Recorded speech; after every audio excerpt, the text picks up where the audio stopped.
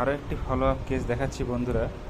Homeopathic constitutional treatment করলে holistic approach, individualisation এবং totality করে only single medicine can act the human body, can stimulate the vital force.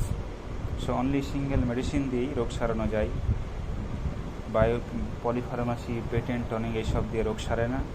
আমরা বারবার বলে আসি এবং আমরা যা মানি, আমরা যা পড়েছি, আমাদের যা মূল থিওরি এবং dictum, treat the patient not the disease. So রোগীর চিকিৎসা করো, রোগের নয়, তবেই তুমি রোগ সারাতে পারবে এবং পুরোপুরি সারবে।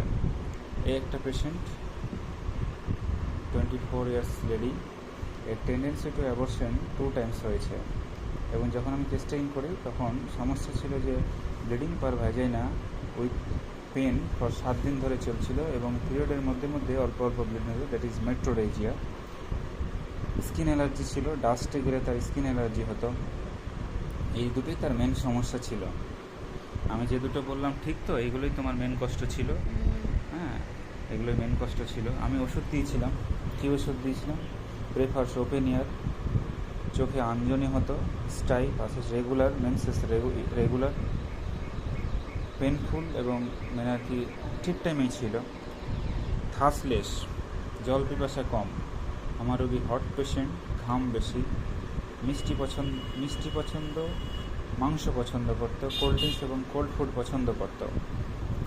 মেন্টাল সিমটম মাইল্ড, খুবই মাইল্ড, নম্র, ভদ্র, sober lady. So mild disposition আর mild temperament, fear of darkness, অন্ধকারে একটু ভয় ছিল, আর hand over the head prefers, মাথার উপর হাত দিয়ে শুতে ভালোবাসে।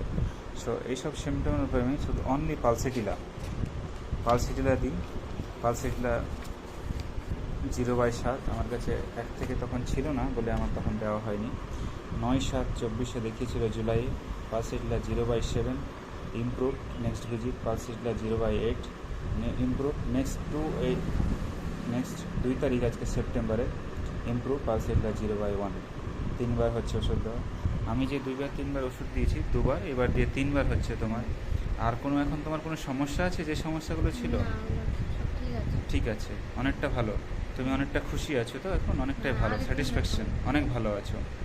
সো দেখালাম বন্ধুরা, অনলি সিঙ্গেল মেডিসিন, তাছাড়া রোগ সারবে না।